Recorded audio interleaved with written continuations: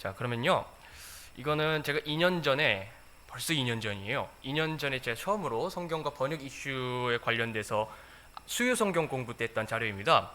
근데 이제 주일날에 꺼내보질 않아서 사실 이거를 녹화는 하는데 영상으로 송출은 해도 그 다음에 올리지는 않아요. 업로드를 하지 않아서 아직 보지 못하신 분들이 많을 거예요. 그래서 제가 이번에 이 시간을 빌려서 다시 한 번 더 저희가 이 성경론을 되새기는 시간을 갖도록 하겠습니다.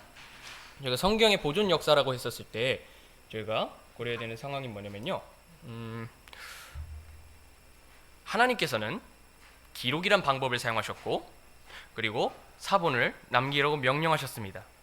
또한 신실한 사본은 원본과 동일한 효력을 발휘한다라는 원리를 또한 성경에서 찾을 수 있습니다.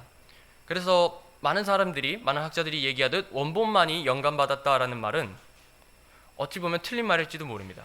원본은 분명히 영감으로 주어졌으나 그 사본도 원본과 일치한다면 동등한 권위를 가지고 동일한 효력을 가진다고 우리는 이해할 수 있어야 됩니다. 그래서 우리가 갖고 있는 성경도 원본과 같이 동일한 효력을, 동일한 권위를 갖고 있다. 그렇게 믿고 받아들이시면 되는 것이지요. 그리고 이전에 한번 수요성경 공부 때 언급했듯이 에스라를 통해서 우리는 성경교사, 편집자, 목회자의 본을 따르는 사람이 1차적으로 성경 번역과 성경 인쇄와 출판에 힘을 기울일 수 있는 자격이 있는 사람이다라는 것을 배울 수 있습니다. 그렇다면 이제 저희가 이 번역, 통역, 세계화가 이루어짐에 따라서 다른 언어들을 배우잖아요. 그리고 다른 이들과 소통할 수 있도록 해야만 하는 시대인데 국어 문법도 힘들고 한데 다른 언어들도 배워야 되고 목회자들은 원어도 배워야 되고 그래서 여간 스트레스가 아닙니다. 인간에게 번역이 필요하게 된 근본적인 원인은 우리가 알다시피 창세기 11장에 나오는 바벨탑 사건에서 비롯됩니다. 1절에 온 땅의 언어가 하나요? 말이 하나였다라고 기록되어 있는데 이제 이쪽에서 보시면 제가 창세기 11장 7절부터 8절까지 읽어보시면요. 자, 우리가 내려가 거기서 그들의 언어를 혼잡하게 하여 그들이 서로의 말을 알아듣지 못하게 하자 하시고 이처럼 주께서 그곳으로부터 그들을 온 지면에 널리 흩으셨으므로 그들이 그 도시 세우기를 그쳤더라라고 말씀하시면서 이 시점부터 언어가 나뉘어졌다고 말씀하고 있습니다.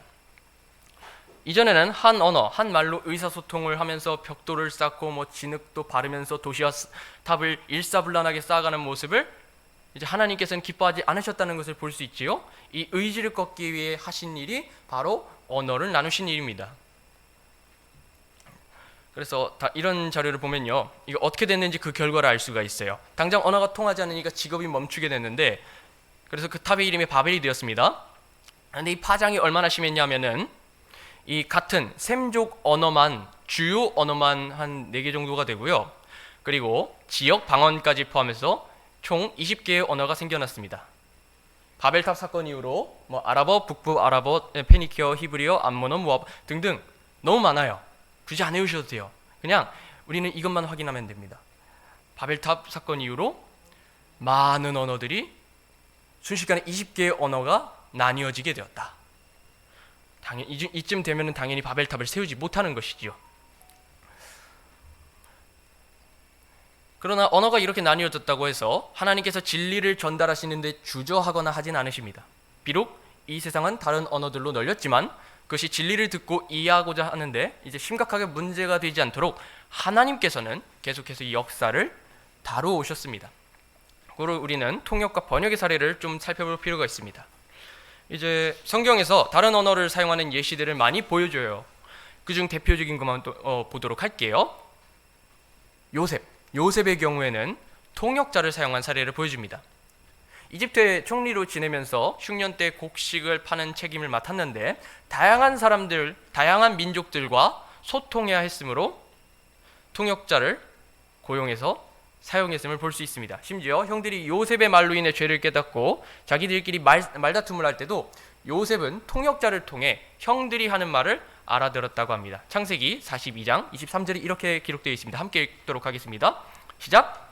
요셉이 통역자를 통해 그들에게 말하였으므로 그들은 그가 자기들의 말을 알아듣는 줄 알지 못하였더라 라고 합니다. 이미 창세기에서 당시의 그 시대상에서 이 모습들을 볼 수 있었습니다. 그 외에도 잘 알려진 예시가 있다면 뭐 단연코 다니엘도 빼먹을 수가 없어요. 다니엘이 포로로 끌려가서 왕의 내시로 교육받게 되었을 때도 갈대아 사람들의 학문과 말을 배웠어야만 했습니다.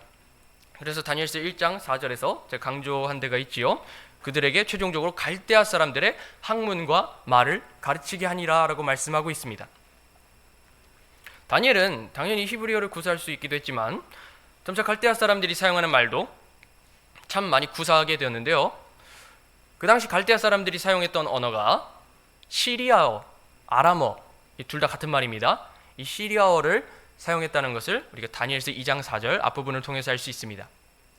이제 왕에게 신하들이 이렇게 말하죠. 이에 갈대아 사람들이 왕에게 시리아 말로 이르되라고 합니다.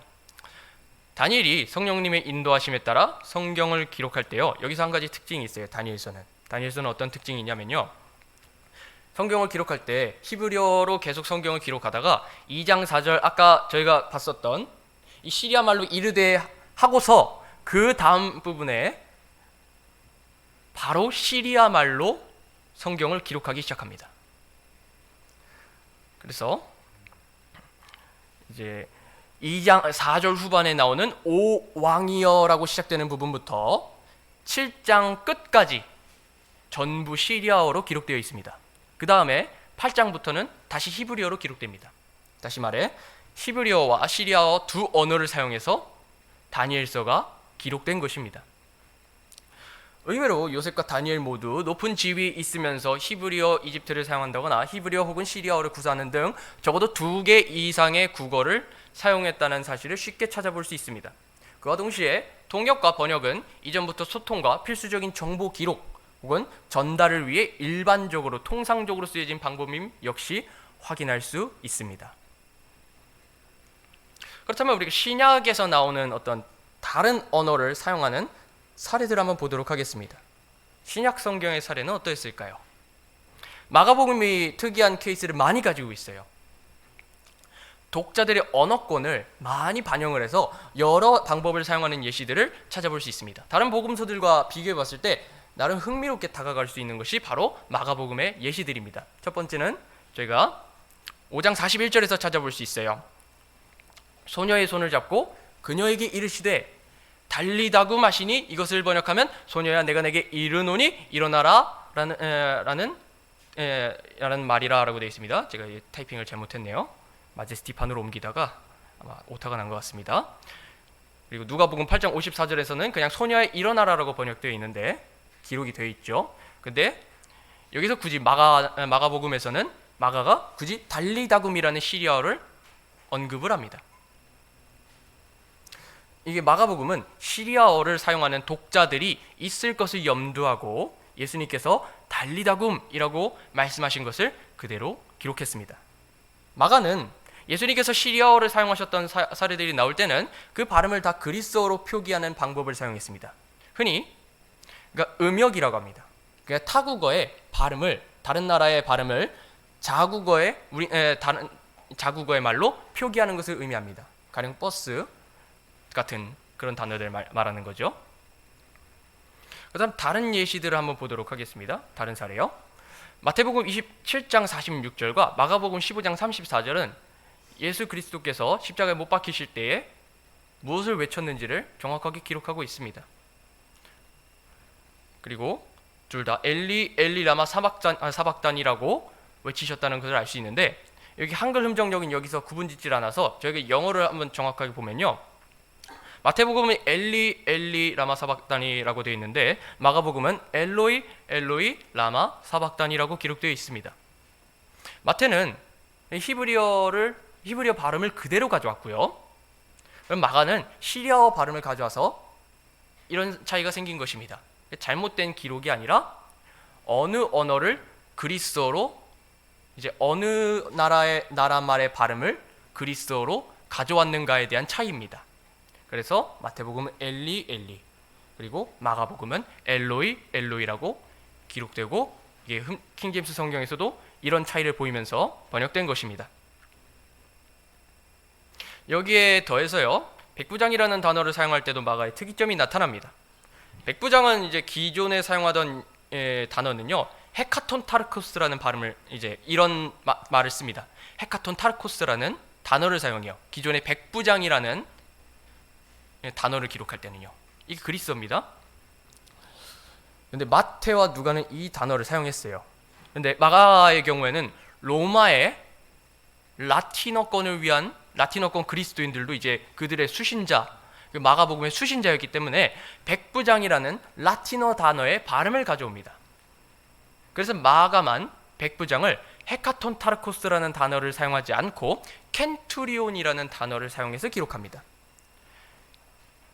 이제 영어 킹제임스 성경을 보시면 센츄리온이라는 단어를 종종 보실 수 있을 것입니다. 백부장이라는 이 단어를 보실 때 센츄리온이라는 단어를 볼 수 있는데, 이 센츄리온은 라틴어 켄투리온이라는 단어에서 비롯되었습니다. 고로 마가는 시리아 사람뿐만이 아니라 로마권, 라틴어를 사용하는 사람들을 위해서도 다음과 같이 배려를 한 것이지요. 신약 성경 저자들이 1세기 당시 시장에서 사용했던 코인의 그리스어로 신약 성경을 기록했다고 하지만 마가복음의 여러 사례를 보았듯이 다른 언어를 구사하는 사람들의 이해를 돕기 위해 히브리어, 시리아어, 그리고 라틴어로 된 해당 단어나 문장의 발음을 그리스어로 음역하는 경우도 종종 우리가 볼 수 있습니다. 그렇다면 저희가 성경 기록의 번역과 관련해서 한번 보도록 하겠습니다. 지금까지 성경에서 나오는 통번역 사례들을 보았습니다. 이 보시면서 성경 기록의 번역에 대해서도 차츰 다뤄볼 건데요.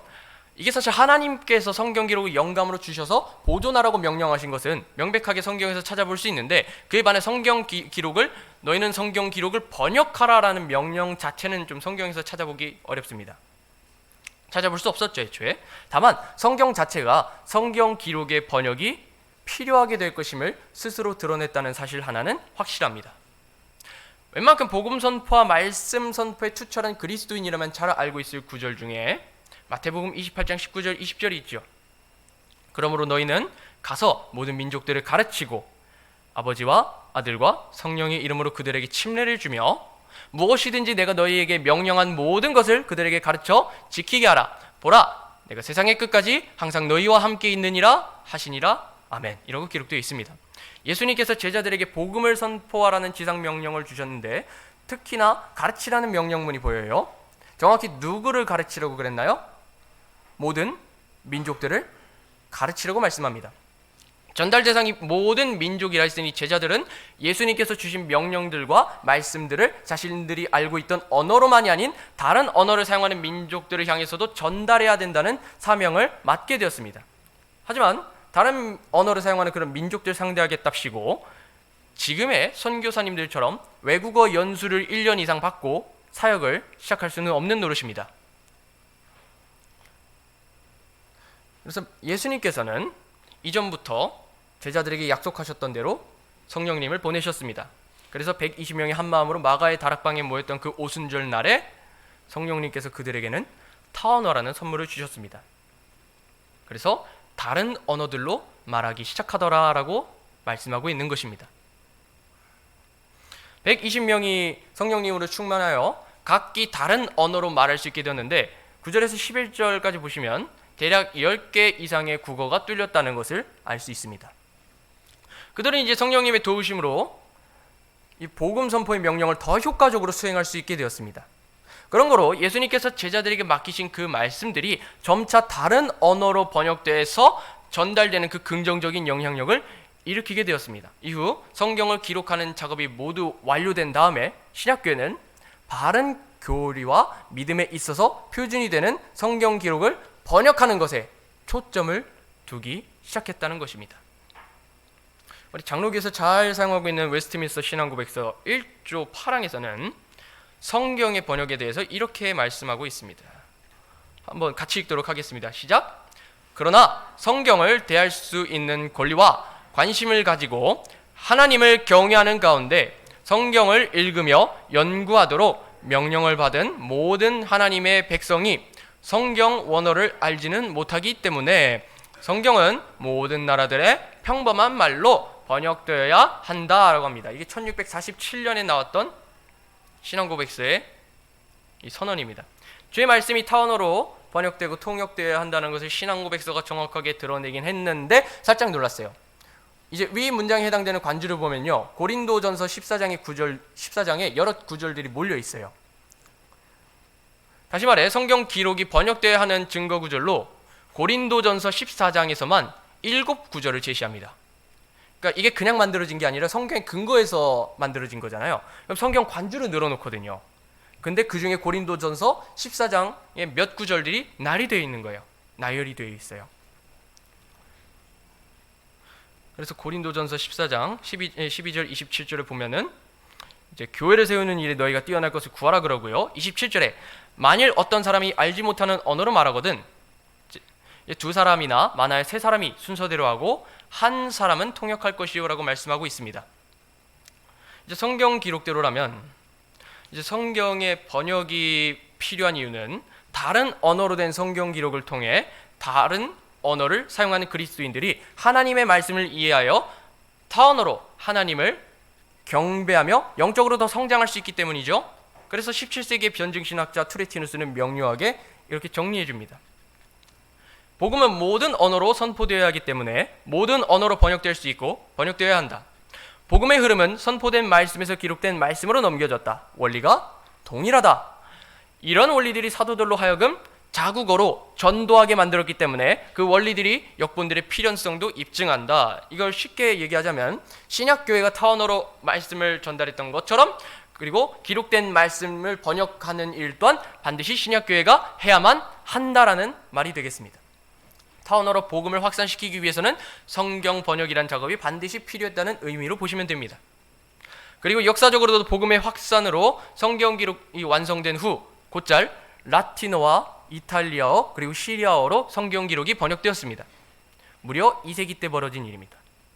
이후에 교회사에서 복음의 확산을 위해 여러 곳을 이동하면서 보존해왔던 히브리어와 그리스어, 라틴어 성경 사본들은 이제 자국어로 번역이 되는 그런 놀라운 역사를 우리가 볼 수 있게 된 것이죠. 근데 이제 투레티누스는 덧붙여서요, 예수님께서 못 박히신 그 십자가의 그 명패를 통해서 하나님의 섭리가 나타났다고도 얘기합니다. 요한복음 19장 20절을 보면은 제가 형광으로 강조한 부분이 있죠. 그것은 명패는 히브리어와 그리스어와 라틴어로 기록되었더라라고 말씀하고 있습니다. 당시 십자가 명패의 제목을 히브리어 그리고 그리스어, 라틴어로 기록했던 이유는 그 언어들이 가장 잘 알려진 언어들이었기 때문이라고 말합니다. 성경 역시 그 제목이 무엇이었는지를 많은 사람들이 이해했다고 말합니다. 이는 복음의 확산을 위해서도 최적의 역할을 맡는 언어임을 알 수 있습니다. 이 세 가지 언어가 말입니다. 히브리어, 그리스어, 라틴어는 복음 확산을 위해서 기본적으로 사용되어야 하는 언어다라고 볼 수 있습니다.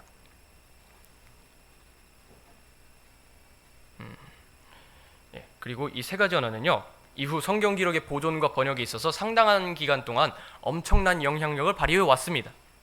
종교개혁 이후 이제 17세기 장로교의 웨스트민스터 총회 목사 안수의 규칙에 따르면 목회자가 되기 위한 그 후보자들은요, 히브리어와 그리스어 성경을 보고 해석할 줄 알아야 했습니다. 그리고 그 일부를 라틴어로 반드시 번역할 줄 알아야 했습니다. 상당히 스펙이 세다는 것을 알 수 있어요. 저도 못하고요. 아마 독립침례교회 목사님도 과연 하실 수 있으실까? 심지어 일반 기시교 목회자들이라도 쉽게 할 수 있는 일이 아닙니다. 그런데 17세기 장로교회 목회자들은 그리고 목회자 후보생들은 다 그렇게 해왔다는 것을 알 수 있어요. 역사적으로.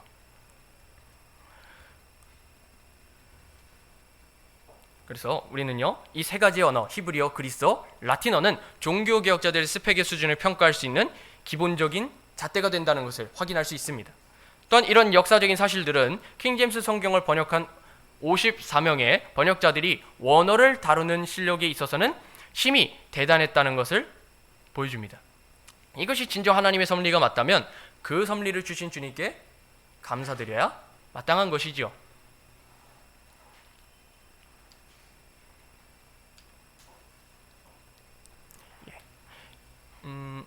이제는 성경 기록을 번역할 때 중요하게 여겨지는 규정이나 원리들도 좀 살펴볼까 합니다. 번역에 대한 하나님의 세심한 명령이 나타나지 않기 때문에 신약교회는 같은 믿음 그리고 바른 교리를 전달하기 위해 번역에 있어서는 신중해야만 했어요. 성령님의 조명하심에 따라 다른 언어로 성경 기록을 옮길 때에 점검하게 되는 이 사항들이 있어요. 점검 사항들을 다루면서 성경 비교도 같이 하도록 하겠습니다. 첫 번째로 점검해야 될 것은 그리고 확인해야 될 기준은 무엇이냐? 신실하게 보존된 사본들을 사용하는가에 있습니다. 종교 기억자들만 봐도 알 수 있는 것이 당시 종교 기억자들은 히브리어 마소라 본문과 비잔틴 계열의 그리스 본문들이 하나님께서 신실하게 보존하신 기록이라고 믿었습니다. 장로교 내 유명한 신학교로 잘 알려진 퓨리턴 리폼드 신학교의 이 조엘 비키 목사님께서 저술하신 개혁파 조직 신학이란 책에서는요, 다음과 같이 얘기합니다. 그리스도와 그리스도의 사도들은 자신들이 소유한 구약 성경의 사본을 권위 있는 하나님의 말씀으로 여겼으므로 우리도 오늘날 하나님이 섭리에 의해 필사자들과 인쇄 업자들과 출판사들의 신실한 노력을 통해 성경 본문을 보존해 오셨고 그리스도가 다시 오실 때까지 그렇게 하실 것임을 믿을 수 있다라고 합니다. 그래서 종교 개혁자들은 히브리어 마소라 본문과 비잔틴 계열의 그리스어 사본들을 권위 있는 신실한 사본으로 간주하고 그것을 대본으로 하여 번역본들을 번역하고 출판했던 것입니다. 이들은 다른 자료들도 골고루 살펴보았지만 손에 쥐고 있는 원문 성경 사본들이 하나님께서 섭리로 완전하게 보존하셨다는 것을 믿고 그 원문에 있는 내용을 충실히 번역하는 데 집중했습니다. 그래서 제가 자료를 갖고 오느라 좀 시간이 걸렸는데 연호 형제님께서 그것 좀 한번 열어서 두 권을 보여주시면 될 것 같습니다. 하나는 이제 돌려서 보시면 될 것 같아요. 테이블마다 이렇게 쭉 보여주시면 될 것 같습니다. 하나는 500년 전에 진짜 인쇄가 된 히브리어 마소라 본문이고요. 다른 하나는 누군가가 인쇄했던 그 배자의 그리스어 라틴어 신약 성경입니다. 제가 이것들을 보여주는 이유는요, 실제로 그래도 보여드려야 이게 진짜 이런 본문들을 그 당시 사람들이 사용해 왔고 그 섭리를 통해 하나님께서 진정 성경을 보존하시고 우리에게 주셨구나라는 사실을 좀 더 눈으로써 경험할 수 있으니까요. 그래서 한번 강의 들으시면서 성경 공부 진행할 테니까요. 그때 보시면서 또 넘겨주시면 될 것 같습니다. 두 번째로 넘어가 보도록 할게요. 두 번째는요, 번역자들의 믿음이 동일한가에 있습니다. 번역자들의 스펙이 좋아야 한다는 것은 당연한 일이니 넘어간다 치더라도 우리는 번역자들의 실력만이 아닌 각 번역자들이 가지고 있었던 근본적인 믿음이 일치했는지를 점검할 필요가 있습니다. 그것이 번역본을 선택할 때 핵심이 되는 사항입니다. 킹제임스 성경을 번역했던 번역자들은 다른 교리나 전통에 대한 충돌이 분명 있었어요. 청교도들과 그리고 성공의 신자들이 서로 충돌할 수밖에 없는 상황이 있었어요. 그렇지만 예수 그리스도를 향한 동일한 믿음과 복음에 대한 동일한 믿음을 가지고 있었습니다. 그래서 예수 그리스도께서만이 인류를 구원하실 주님이자 사람으로 오셨던 그 하나님의 아들이라고 공통적으로 믿고 있었습니다. 그리고 보수적인 믿음에 있어서도 거의 동일한 견해를 가지고 있었는데 오늘날 현대는 어떻습니까? 현대는요, NIV의 경우에는 초교파로 번역진을 모아서 공통된 믿음이 무엇인지를 확인할 수가 없었습니다. 번역의 서문이 정갈하다 하더라도 이들의 믿음이 어떠한 믿음인지를 저희가 정확하게 확인할 수가 없기 때문에 조금 교리 검증이 어려워서라도 저희가 이런 번역본을 신뢰하기는 어렵다라고 얘기할 수 있는 것입니다. 또 MEV라고 모던 잉글리시 버전이 있는데 이거는 공인 본문으로 이제 킹제임스 성경과 동일한 원문을 대본으로 해서 번역이 됐다고 하지만 문제점이 은사주의자들이 번역했다고 합니다. 그렇다면 같은 본문으로 번역됐다 하더라도 이 성경 번역본에 요한일서 5장 7절이 있다고 하더라도 우리는 은사주의자들이 다른 교리를 가지고 성경을 번역했기에 그 성경을, 그런 번역본을 신뢰할 수 없다고 당당히 선언할 수 있는 것입니다. 이래서 번역자들이 공통되고 근본적인 믿음을 갖고 있는지 정확하게 검증해야만 합니다. 우리는 번역자들이 그리스도에 대한 교리의 공통된 일치를 보였던 것을 알기에 킹제임스 성경의 번역을 하나님의 말씀으로서 더더욱더 신뢰할 수 있는 것입니다. 바르게 번역됐다는 것도 신뢰할 수 있는 것입니다. 일단 하나 더 볼게요. 번역 기법이 적절한지 또 보아야만 합니다. 번역 기법이 적절한가? 하나님께서 이제 의도하신 바를 정확하게 드러내기 위해서는 문자 그대로 번역해야 마땅합니다.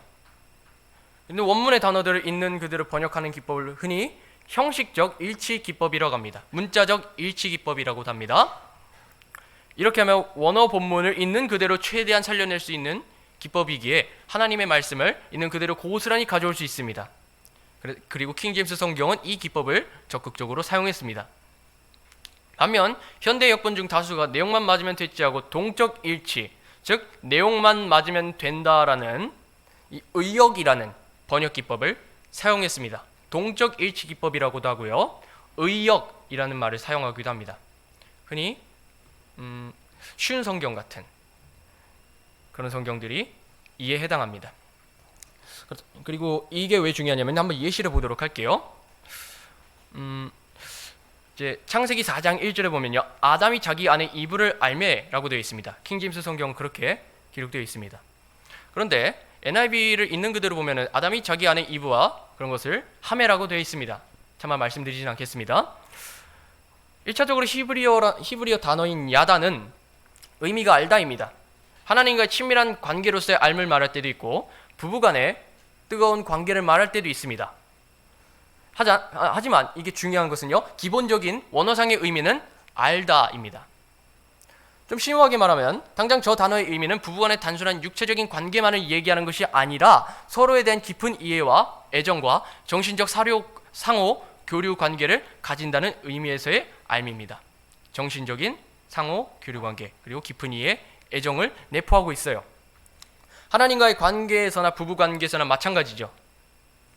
그래서 킹제임스 성경은 아담이 자기 아내 이브를 알았다고 올바로 번역을 했는데 NIV는 그런 의도를 전부 다 지워버리고 조금 노골적인 번역을 채택한 것입니다.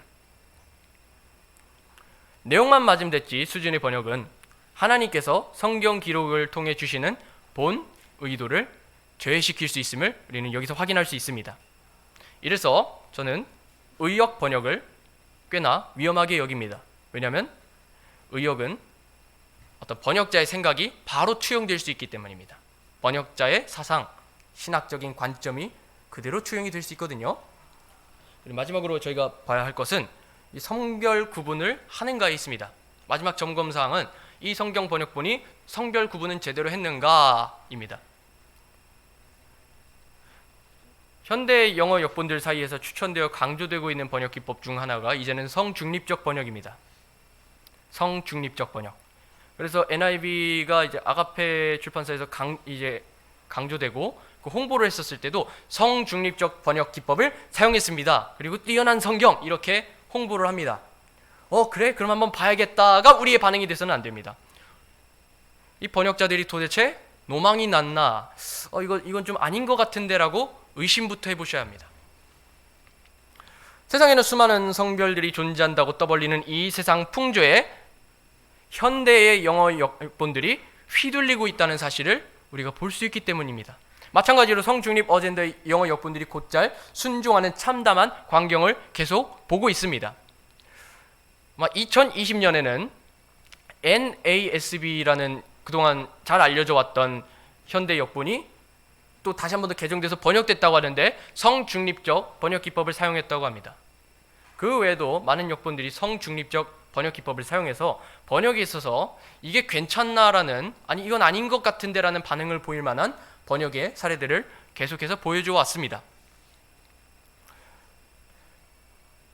괜찮게 번역된 영어 성경이라 알려진 역본들은 거의 다 성중립적 어젠더에 휩쓸린 번역본이라 할 수 있습니다. 킹제임스 성경과 비교해 볼 때 이 차이가 매우 커요. 지금 보고 계신 마태복음 4장 4절을 보면요, 이제 무슨 구절이죠? 사람이 빵으로만 살 것이 아니요라고 되어 있습니다. 근데 이거를 킹제임스 성경으로 보면 Man shall not live by bread alone이라고 되어 있어요. Man, 안트로포스라는 단어는 남성 단수 명사입니다. 고로 곧잘 man이라고 번역해야 맞습니다. 1차적으로요. 근데 에큐메니컬 성경으로 잘 알려진 브루스 매츠거가 번역하는데 협력했다던 New Revised Standard 버전은요, 굳이 man이라는 단어를 사용하지 않고 이게 굳이 one이라는 단어를 사용합니다. One does not live by bread alone. 제가 one이라고 하면요, 이 남성인지 여성인지 확인할 수 있나요? 중립 혹은 중성 명사라는 것을 알 수 있습니다. 해당 그리스 이제 단어가 남성 명사인데 성별 구분을 아예 무시해버린 것입니다. 또 2년이라는 시간이 지나서요, 이 강의를 처음 시작했던 시점으로부터 2년이 지났는데 더 많은 역본들이 성중립적 기법을 사용함으로써 더 많은 성중립적인 오류들을 볼 수가 있어요. 그럼 NIV도 한번 보도록 하겠습니다. 사도행전 1장 16절인데요. 그냥 킹제임스 성경은 사람들아 형제들아라고 번역하여 원문의 단어들이 남성 명사라는 것을 충분히 보여줘요. 맨도 남성 명사, 브레드랜도 남성 명사, 둘 다 복수 남성 명사죠. 근데 밑에 NIV는 어떻게 번역되어 있습니까? brothers and sisters라고 되어 있습니다. 형제 자매들 하죠. 그런데요, 원문에는 없습니다. 시스터즈라는 단어의 의도는 알겠으나 시스터즈라는 이 단어에 해당하는 원문은 이제 나타나지 않는다는 것입니다. 원어 성경에도 나타나지 않는 번역 기법을 채택하고 만 것입니다. 그러니까 안 그래도 원문의 의도를 무시할 때가 종종 있는데 성중립적인 번역 기법을 받아들여서 아예 하나님의 말씀을 완전히 변기시켜버린 것입니다. ESV도 한번 보도록 하겠습니다. ESV를 보면요, 문자적 형식 이제 기법을 사용한다고 하는데 여기도 문자적인 기법, 형식적 일치 기법을 사용한다고 알려져 있으나 그런 것 치고는 마음에 들지 않는 구석을 볼 수 있습니다. 로마서 14장 22절을 보시면요, Happy is he that 이라고 번역되어 있는 것과 다르게 ESV 성경은 Blessed is the one 이라고 중성명사를 사용합니다. 또 고린도전서 11장 28절은 But let a man examine himself라고 번역되지 않고 ESV 성경에서는 let a person 또 중성명사를 사용합니다. 이런 식으로 brothers가 나오면 sisters를 붙인다든지 아니면은 남성명사가 나오면은 그것을 중성으로 바꿔버린다든지 이러한 현상들이 앞으로도 계속해서 생겨날 것임을 우리는 보게 될 것입니다. 여기서 정리하도록 하겠습니다. 성경 안에도 번역에 대한 이런저런 원리들이 있어요. 그리고 성경의 번역에 관련된 이슈를 통해서도 우리가 배우고 점검할 수 있는 것이 수도 없이 많다는 것을 저희가 간단하게 좀 훑어봤습니다. 우리는 이 수많은 점검을 통해서 킹제임스 성경이 신실한 원문 성경 기록을 최대한 잘 반영해서 영어로 번역된 하나님의 말씀인 줄로 우리는 믿게 된 것입니다. 그리고 그 바른 성경에 기반하여 지금의 킹제임스 음정역 한글 성경을 손에 쥐고 이제 날마다 읽을 수 있게 된 것이지요. 그렇다면 여러분들께서 읽고 있는 성경이 보존되어 번역되기까지 수많은 신실한 성도들의 노력이 있었음을 우리는 기억해야만 하고요.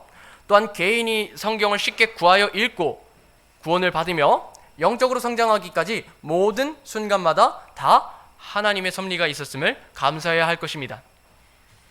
지금까지 배운 내용들을 기억하시면서 좀 늦긴 했지만 이게 우리의 손에 우리말로 된 바른 하나님의 말씀을 줄 수 있음에 감사하면서 각자 짧게 기도하시고 아침 예배 준비하도록 하겠습니다.